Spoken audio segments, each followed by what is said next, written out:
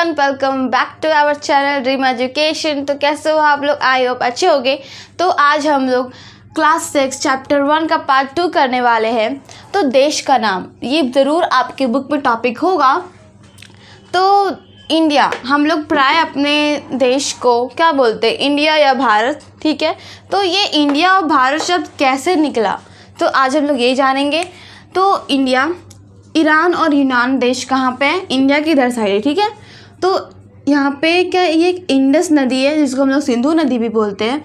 तो जब ये दोनों यहाँ आ रहे थे, ठीक है, तो ये नदी देखा उन्होंने, ठीक है। तो इनका एक्सेंट था पूरा ख़राब, तो ये ना इंडस नदी बोल ही नहीं पाते थे, इसने क्या बोला, इंडोस एवं हिंदोस, ठीक है। और इसके इंडस नदी के पूर्व में स्थित भूमि प्रदेश को क्या बोल दिया, इंडिया, इंडिया, ठीक है। और इंडस को ही हम लोग संस्कृत में सिंधु बोलते हैं। अब भारत कैसे आया? उत्तर पश्चिम में रहने वाले लोगों के समूह को ऋग्वेद में क्या कहा गया? ऋग्वेद ने प्राचीन कृति ऋग्वेद, तो ऋग्वेद क्या है, 4 वेद होते हैं हिंदू धर्म में, उसी को एक वेद है ऋग्वेद। तो उत्तर पश्चिम रहने वाले लोगों के समूह, उत्तर पश्चिम कौन है इसमें से बता दूं? ये हो गया उत्तर, हो गया पूर्व, हो गया दक्षिण, ये हो गया पश्चिम,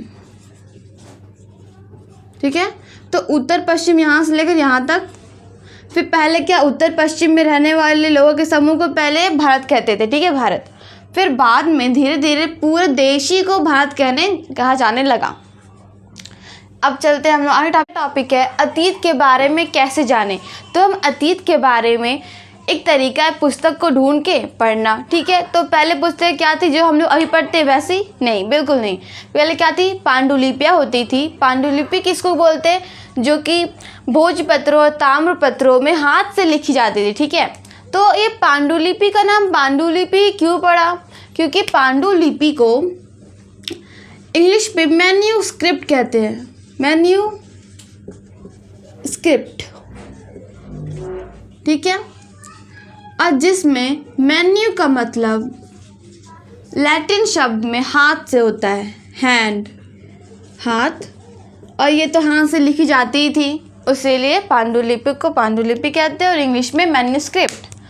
अब पांडुलिपि में एक समस्या थी, क्या थी कि वो जल्दी ख़राब हो जाती थी, ज़्यादातर तो उसे हम रख नहीं सकते, उसे कभी कीड़े खा लेते थे तो कभी दीमक खा लेते थे, ठीक है।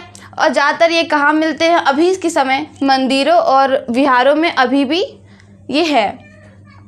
और इस पुस्तक में क्या लिखा होता था? धार्मिक मान्यताओं व व्यवहारों के आधार पर राजाओं के जीवन के विषय में था, औषधि तथा विज्ञान में था। और किस भाषा में था? संस्कृत, प्राकृतिक, तमिल। और संस्कृत भाषा उस समय क्लासिकल भाषा थी, ठीक है। मतलब जो इसे जानता है वो विद्वान है और जो नहीं जानता वो विद्वान नहीं है। जैसे कि आजकल कुछ क्रेज़ इंग्लिश का है, वो इंग्लिश जो जानता है वो हाई क्लास, वैसे ही टाइप में। और प्राकृतिक भाषा आम लोगों की भाषा थी और तमिल साउथ की भाषा थी, ठीक है। तो अब अतीत को हम लोग एक और तरीके से जान सकते हैं। एक तरीका है हम लोग का अभिलेख का तरीका। तो चलते हैं अभिलेखों की ओर। चल, अभिलेख क्या है? जो पत्थर पे गोद कर लिखी जाती थी उसे अभिलेख कहते थे, ठीक है। तो ज़्यादातर अभिलेख शासक तथा अन्य लोग अपने आदेश को उत्कीर्ण करवाते थे। जैसे पत्थर पे, वो क्या थे, पत्थर पे करवाने से वो बहुत टिकाऊ भी होते थे और आम लोग तक सब जगह एक ही बार में पहुंच भी जाता था, ठीक है। और जिन्हें नहीं पढ़ने आता था वो राजाओं के सैनिक द्वारा पढ़ के सुनाए जाते थे। कार्यों के विवरण उत्कीर्ण कराए जाते थे, जैसे कि शासक ने क्या लड़ाई की तो उसमें अर्जित विजय का उल्लेख, उसने किस किस पतन को हराया है उसके बारे में उल्लेख। अभिलेख और पांडुलिपियों के अतिरिक्त अन्य वस्तुओं भी मिली है, ठीक है। पुरातात्विकों के द्वारा पत्थर और ईंट से बनी इमारतों के अवशेष, चित्रों का अध्ययन करते हैं। कौन? पुरातात्विक करते हैं। पुरातात्विक जानवरों, चिड़ियों तथा मछलियों की हड्डियों को भी ढूंढते हैं। क्यों? क्योंकि पता करने के लिए कि पहले के ज़माने में लोग इन्हें खाते थे कि नहीं खाते थे। अगर खाते होंगे तो दांतों के निशान तो मिल ही जाएंगे हड्डियों पे, ठीक है। तो वनस्पति का रहना बहुत मुश्किल था, तो अन्न के दाने अथवा टुकड़े जले हुए प्राप्त होते थे। इतिहासकार या पुरातत्वविद को जासूस भी कहा जाता था। अगर ये मेन टॉपिक आपने अपने एग्ज़ाम में चुन के डाल लिए तो पक्का है आपका एग्ज़ामिनर बहुत खुश हो जाएगा आपसे।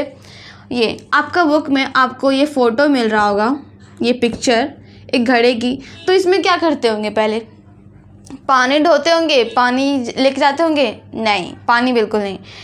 ये क्या था? एक बड़ा सा घड़ा होता है, ठीक है।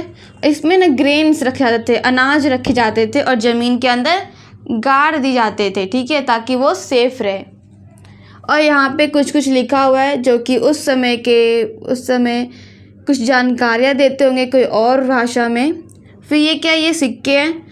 तो ये पूछ रहा है क्वेश्चन था आपसे बुक में कि क्या ये आज के सिक्के से सिमिलर है, समानता है? नहीं ना। आज ये क्या सिक्के होते हैं? परफेक्ट गोल होते हैं। ये क्या है? गोल नहीं है। और इन पे कुछ जानवरों के चित्र भी बनाए गए हैं, आप अपने बुक में देख सकते हैं। इस पुस्तक के शीर्षक अतीत पर ध्यान दिया। यह अतीत बहुवचन के रूप में लिया गया है, ठीक है। ये अतीत बहुवचन के रूप में लिया गया है। क्यों? क्योंकि बहुत सारे विश्वों के समूह के लिए हमारे अतीत का मायना अलग अलग था। जैसे पशुपालकों तथा कृषकों का जीवन राजाओं तथा रानियों के जीवन से भिन्न था। व्यापारियों का जीवन शिल्पकारों से भिन्न था। उस में भी देश के अलग अलग हिस्से व्यवहारों और रीति रिवाज का पालन करते थे। अलग अलग विभिन्न व्यवहारों का, रीति रिवाज का पालन करते थे। तो इसका मतलब क्या है? ये आज नहीं है, आज भी है। जैसे अंडमान द्वीप समूह के अधिकांश लोग अपना भोजन मछलियाँ पकड़कर, शिकार करके, फल फूल संग्रह करके करते हैं, ठीक है। और उसके विपरीत, उसके अपोजिट शहरों में रहने वाले दूसरे व्यक्ति पर निर्भर करते हैं। जैसे हम खुद तो अपना अनाज नहीं उगाते, ठीक है। हम दुकान जाते हैं, हमारा दुकानदार हमें पैसा देते हैं और वो हमें अनाज देता है। तो हम क्या है? दूसरे व्यक्ति पर निर्भर है। विभिन्नताएं नहीं है, बहुत और भी बहुत सारी विभिन्नता है। जैसे कि शासक अपनी विजय का लेखा जोखा करता था, ठीक है, और शिल्पकार, व्यापारी, पशुपालक, कृषक नहीं करता था। इसीलिए हम लोग को इसके बारे में बहुत सारी जानकारियाँ प्राप्त है, पर और पशुपालक, कृषक, व्यापारी, शिल्पकारों के बारे में जानकारी प्राप्त नहीं है, ठीक है। तो अब हम लोग अपने मेन टॉपिक पे चलते हैं, तिथियों का मतलब, जिससे हम लोग को आगे हिस्ट्री पढ़ने में बहुत मदद मिलेगी। आपसे पूछूं कि आज कितना वर्ष चल रहा है, तो आप बोलोगे 2024, ठीक है। पर आप इससे क्या समझते हो कि 2024 का कहने का क्या मतलब है? मतलब है ईसा मसीह के जन्म से, ठीक है। ईसा मसीह के जन्म के बाद वाले को, ईसा मसीह का जन्म मतलब कि यहाँ इस वर्ष हुआ, तो इसके 2024 साल बाद की बात की जा रही है, ठीक है। तो इसे कहते हैं ईस्वी, बस ईस्वी। और मैंने कहा 2024 ईसा पूर्व, तब ईसा मसीह के जन्म के पहले की जा रही है, ठीक है। पूर्व को इंग्लिश में BC भी बोलते हैं, जिसका मतलब होता है बिफोर क्राइस्ट।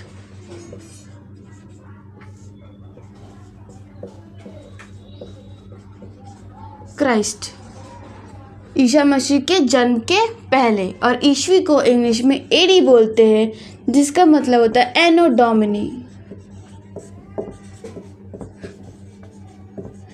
ये दो लैटिन शब्द से बने हैं, जिसका मतलब होता है ईसा मसीह के जन्म के वर्ष से। इसी के साथ हमारा ये चैप्टर कंप्लीट होता है। तो मिलते हैं अगले चैप्टर में, तब तक के लिए बाय बाय।